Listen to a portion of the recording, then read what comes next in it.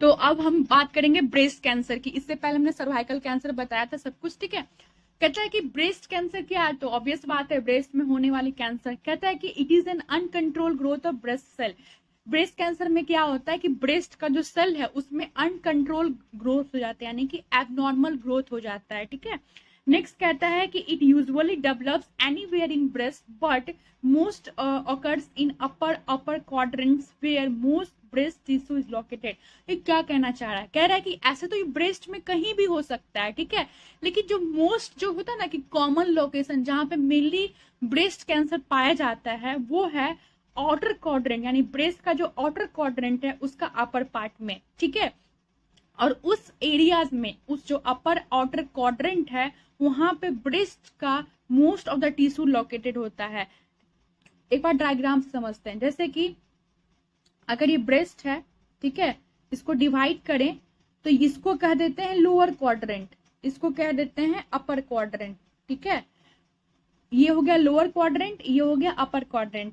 तो most of जो part होता है ब्रेस्ट कैंसर का ये अपर क्वाड्रेंट में देखने को मिलता है, ठीक है, ये बोलना चाह रहा है। अब क्या कर रहा है? Usually it develops in lobules that is milk producing gland. Mainly जो है ये लॉब्यूल्स में देखने को मिलता है। लॉब्यूल्स क्या होता है? मिल्क प्रोड्यूसिंग ग्लैंड होता है। अभी डायग्राम से भी समझेंगे लॉब्यूल्स क्या होता है। कह रहा है कि duct that drains milk from lobules to nipple.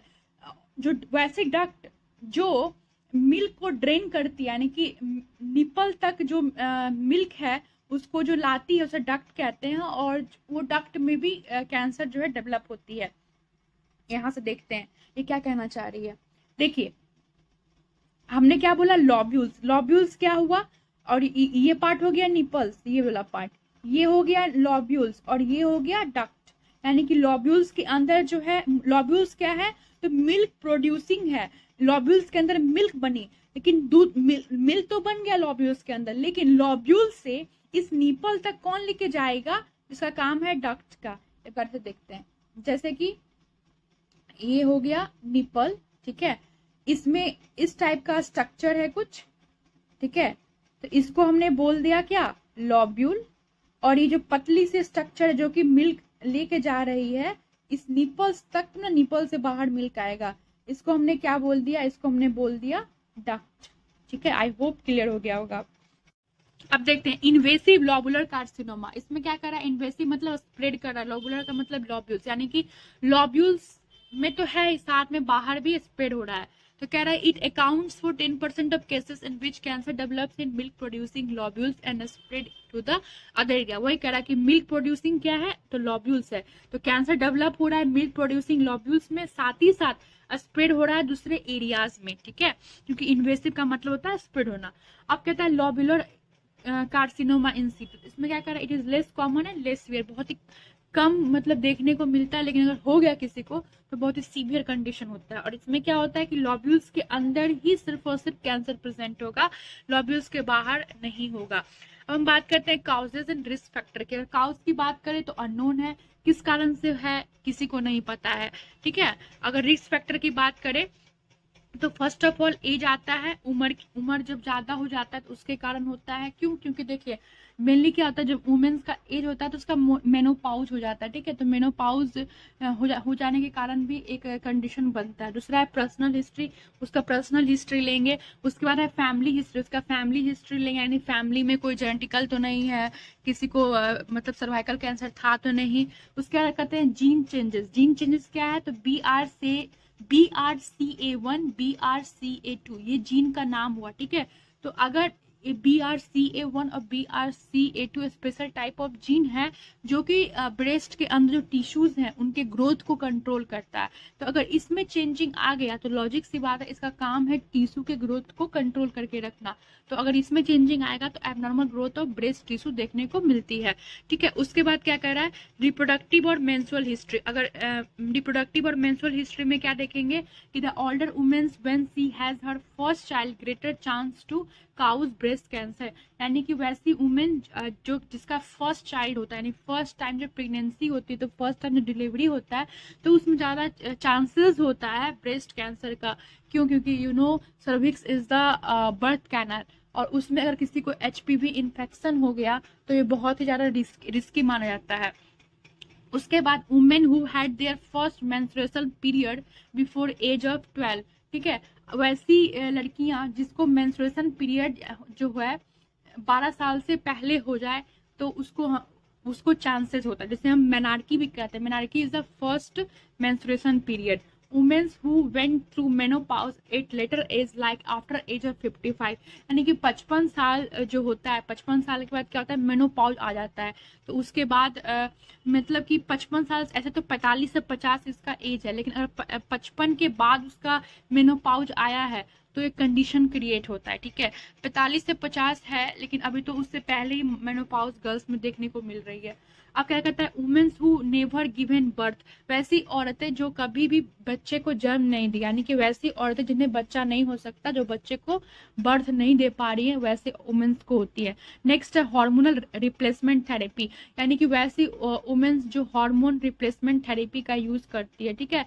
Oestrogen, कई सारे ऐसे कॉन्ट्रासेप्टिव आजकल आ गए हैं जिसमें कि हार्मोनल रिप्लेसमेंट थेरेपी होता है, ताकि वो प्रेगनेंसी से 3 मंथ का प्रेगनेंसी हो गया, 2.5 मंथ का प्रेगनेंसी हो गया, तो उसको टर्मिनेट करने के लिए कई सारे हार्मोनल रिप्लेसमेंट थेरेपी का यूज किया जाता है। तो ये भी एक कारण है ब्रेस्ट कैंसर होने का। नेक्स्ट है ओरल कॉन्ट्रासेप्टिव, अगर कोई ओरल पिल्स ले रही है, ठीक है, ओरल पिल्स ले रही है तो उसमें क्या है, हॉर्मोन्स होते हैं जो हॉर्मोन्स को डिस्टर्ब कर देता है। तो क्योंकि हॉर्मोन्स बहुत ही ज़्यादा मैटर करते हैं गर्ल्स में, तो दैट्स वाई कि जो सर्विक्स है उसमें जो है कैंसर डेवलप हो सकता है।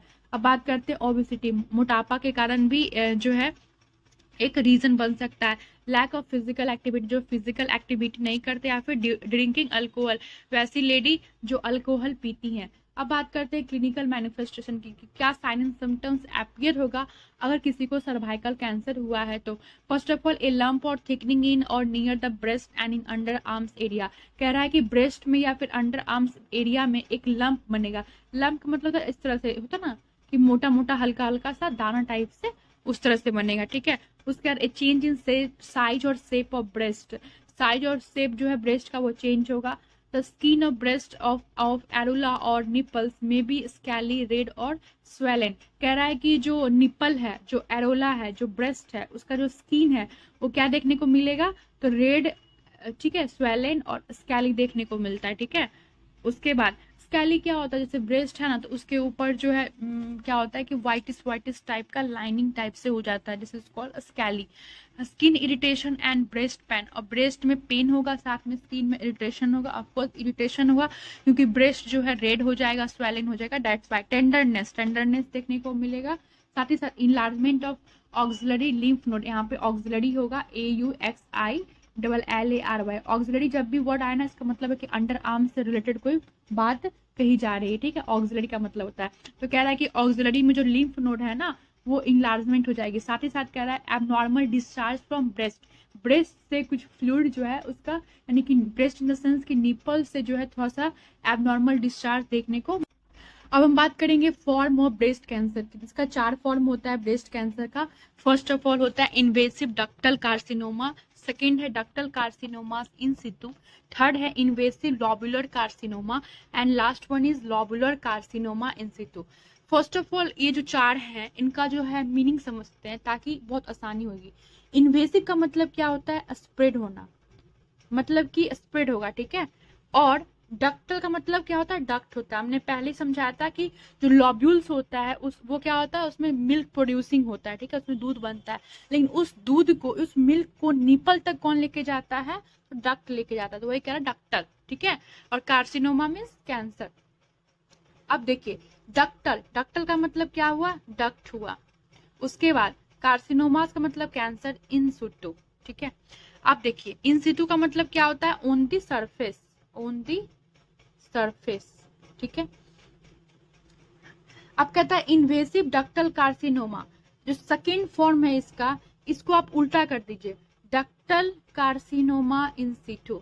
फर्स्ट क्या था, इन्वेसिव डक्टल कार्सिनोमा, ठीक है, इसी को उल्टा कर दिया गया पीछे से, डक्टल कार्सिनोमा इन सितु। उसी तरह से इन्वेसिव लॉबुलर कार्सिनोमा, इसी को उल्टा कर दिया गया, लॉबुलर कार्सिनोमा, उसमें ऐड कर देंगे इन सितु। तो आई होप आपको याद हो जाएगा इस तरह से 4 उल्टा फॉर्म करके। और इसमें क्या बोल रहा है कि डक्टल कार्सिनोमा और डक्टल कार्सिनोमा इन सितु में ये हम देखते हैं। कहता है कि invasive ductal carcinoma it accounts for most cases in which cancer develops in duct and invade on spread to other breast tissue. इसका सिंपली कहने का मतलब ये हुआ कि ये जो है डक्ट के अंदर तो डेवलप होगा ही, डक्ट में डेवलप होगा ही होगा, साथ में ब्रेस्ट का जो अदर टिश्यू है उसमें भी डेवलप होगा। ठीक है, तो हम ऐसे याद रख सकते हैं कि इन्वेसिव का मतलब हम जानते हैं कि स्प्रेड होगा, और डक्टल मीन्स जानते हैं कि डक्ट होगा, कार्सिनोमा का मतलब जानते हैं कि कैंसर होगा। यानी कि वैसे इन्वेसिव डक्टल कार्सिनोमा में डक्ट में तो होगा ही होगा, साथ ही साथ स्प्रेड करेगा अदर टिश्यू में। ठीक है, उसके बाद डक्टल कार्सिनोमा इन सितु, जब भी इन सितु हो जाए, इन सितु का मतलब होता है ऑन द सरफेस, इन सितु लग जाए इसका मतलब क्या हुआ कि वो मैलिग्नेंट नहीं होगा। ठीक है, यानी कि जहां पे कैंसर है वहीं पे रहेगा। अगर कैंसर डक्ट के अंदर तो सिर्फ डक्ट में होगा, अदर जो टिश्यू है उसमें नहीं होगा।